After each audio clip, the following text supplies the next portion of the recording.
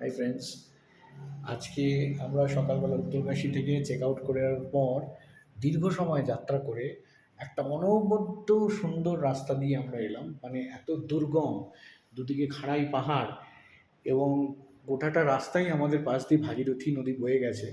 এ এক অনন্য সুন্দর অভিজ্ঞতা। মানে কিছু ছবি কিছু ভিডিও আমি তুলেছি, কিন্তু সত্যি কথা বলতে মানে চোখের ফ্রেমে যা বন্দি করেছি, মনে যা আছে, এই জিনিস বলে বোঝানো যাবে না। মানে once in a life time.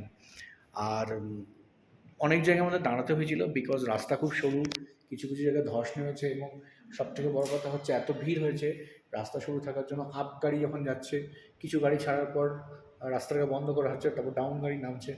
তো এই করে প্রায় আমাদের যে রাস্তাটা 3 ঘন্টা আসার কথা, সেটা প্রায় 4.5 ঘন্টা ধরে আমরা ট্রাভেল করলাম। রাস্তাটার মানে আমি অনেকগুলো ছোটো ছোটো ভিডিও করেছি, ক্লিপিং করেছি, ছবি ছাড়বো আমি। চোখে লেগে আছে, মানে এত সুন্দর, এত দুর্গম, ভয়ঙ্কর সুন্দর যাকে বলে সেই রাস্তা। এবং আমরা পাহাড়ের মাথায়, অনেক দূরে পাহাড়ের মাথায় বরফও পেয়েছি এই মে মাসে।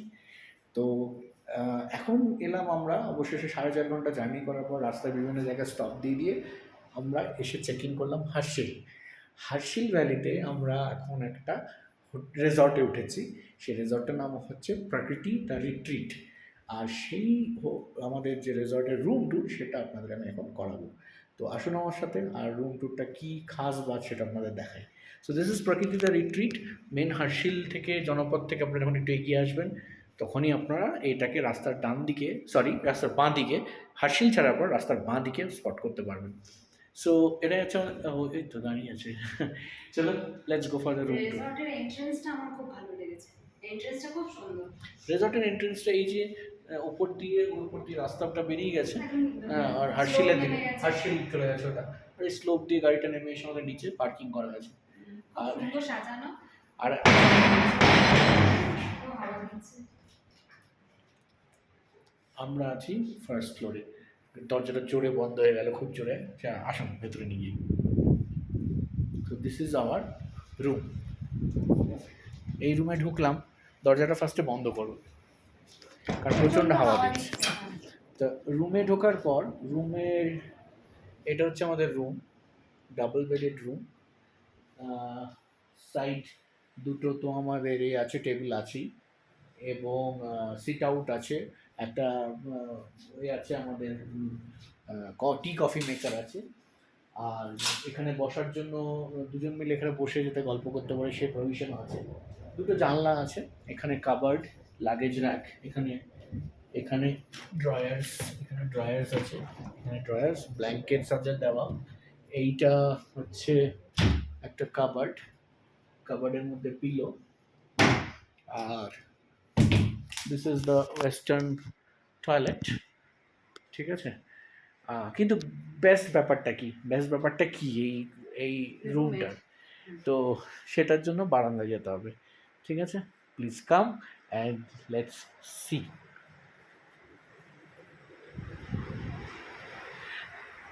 This is Bhagirathi, this is Ganga. এই আমাদের রুমে বসে আছে, ও এই যে বসে আছে, হাই হতই, হাই করে দাও হতই।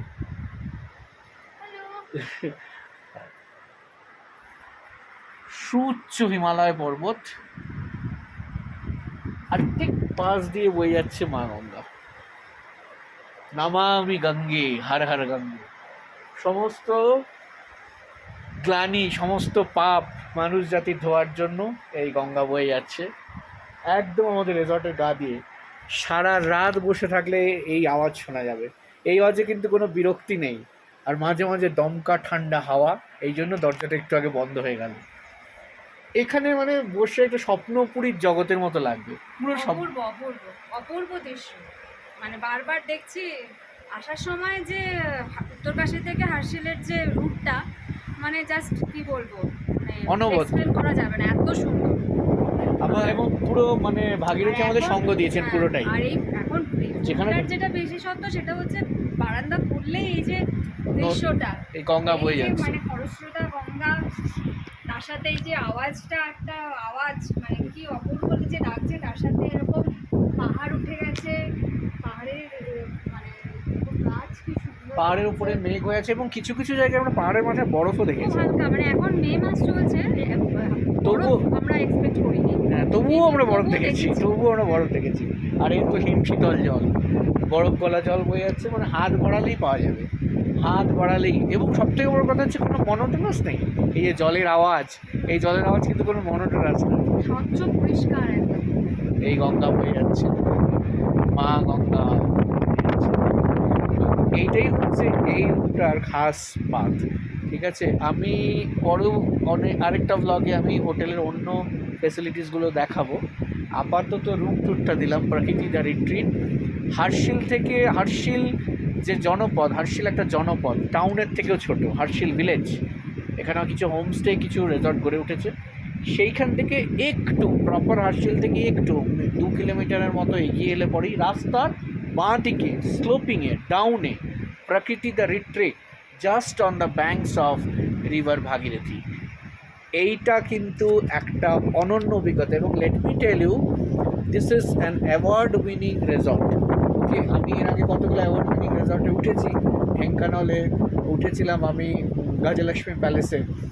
আমি এরকম এর আগেও 1-2টো মানে রেজর্টে উঠেছি। সত্যি মানে একটার সাথে একটা তুলনা তো করা যায় না, মানে প্রত্যেকটা নিজস্ব। কোনোটা মানে এত সুন্দর পজিশনে মানে সমুদ্রের ধারে, কোনোটা একদম ঘন জঙ্গলের মধ্যে, আর এইটা হচ্ছে একদম হিমালয়ের গায়ে, একদম একদম, এবং পাশেই হচ্ছে ভাগীরথী বয়ে চলেছে। এরকম প্রথম অভিজ্ঞতা, এইরকম একটা প্রথম প্রথম অভিজ্ঞতা। এবং এই শব্দ আমরা রাত্রিরেও শুনতে পাবো। হ্যাঁ, মানে থ্রু আউট দ্য যে আমাদের ট্যুরটা ছিল, মানে আজকে যে হ্যাঁ, এলাম, পুরো সেই রাস্তাতেও শুনতেই এসেছি।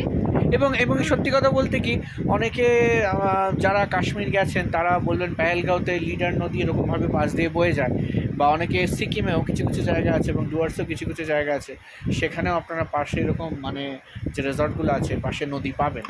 কিন্তু এখানের বিশেষত্বটা এটাই যে the distance between the river and the resort is this much, and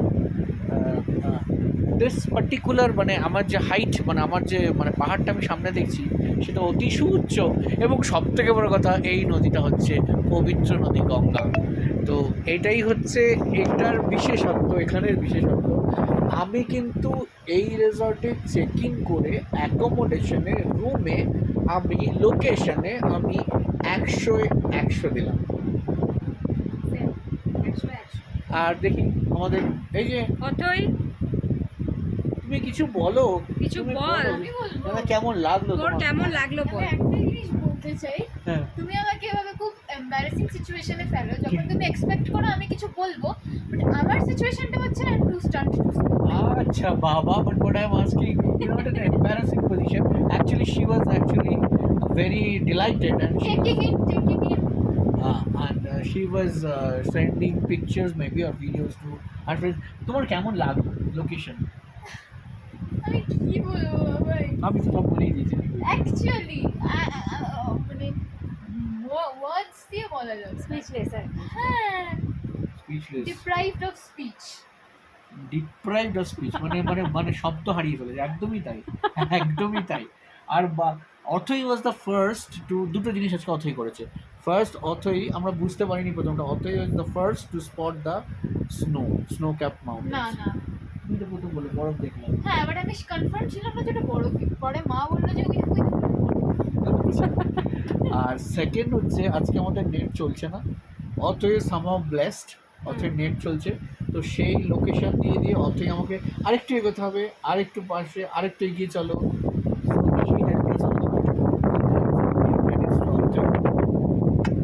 And Audrey is very happy.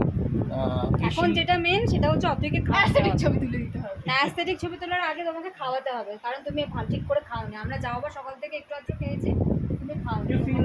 you feel like going over there and singing No, my only question is, can you swim in this?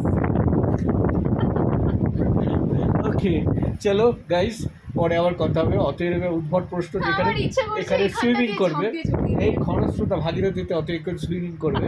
তো এখন বোঝাই যাচ্ছে এখন স্ক্রুগুলো একটু ঢিলা হয়ে গেছে।